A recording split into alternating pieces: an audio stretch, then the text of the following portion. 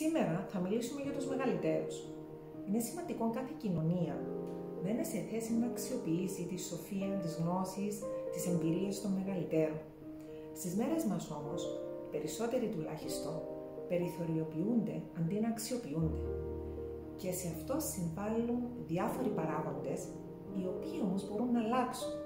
Παράγοντες όπως η αντίληψη των νεωτέρων για τους ανθρώπους που καταφέραν να ζήσουν και να μεγαλώσουν, να δημιουργήσουν και να προσφέρουν. Όπως η αντίληψη των ιδίων των μεγαλύτερων για τον εαυτό τους, ο τρόπος σκέψης τους, οι συνήθειες τους, η διάθεσή τους ή όχι στο να παραμείνουν ενεργά μέλη της κοινωνίας,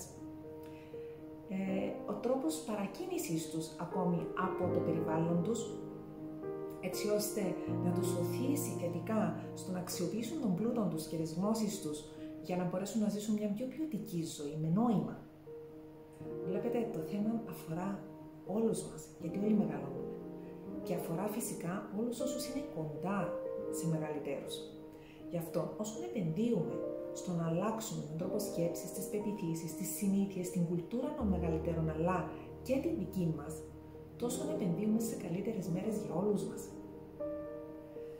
Γι' αυτό, σας καλώ στη διάλεξη που έχουμε διοργανώσει με τίτλο «Αλλάζει η θέση των μεγαλύτερων στην σύγχρονη κοινωνία», στην οποία θα μπορέσουμε να δούμε από τη μία το πώς μπορούμε να οθήσουμε, να παρακινήσουμε τους μεγαλύτερους σε μια πιο ενεργή και θετική δράση, από την άλλη να δούμε πώς μπορούμε εμείς να λειτουργήσουμε προληπτικά, να αλλάξουμε τον τρόπο σκέψης μας και τις συνήθειες μας, έτσι ώστε να διεκδικήσουμε το δικαίωμα σε μια γεμάτη, ποιοτική, γοητευτική, χαρούμενη ζωή σε κάθε ηλικία.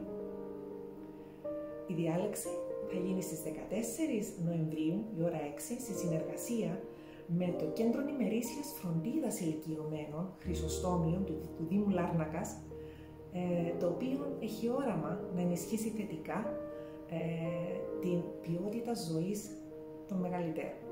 Σας περιμένουμε.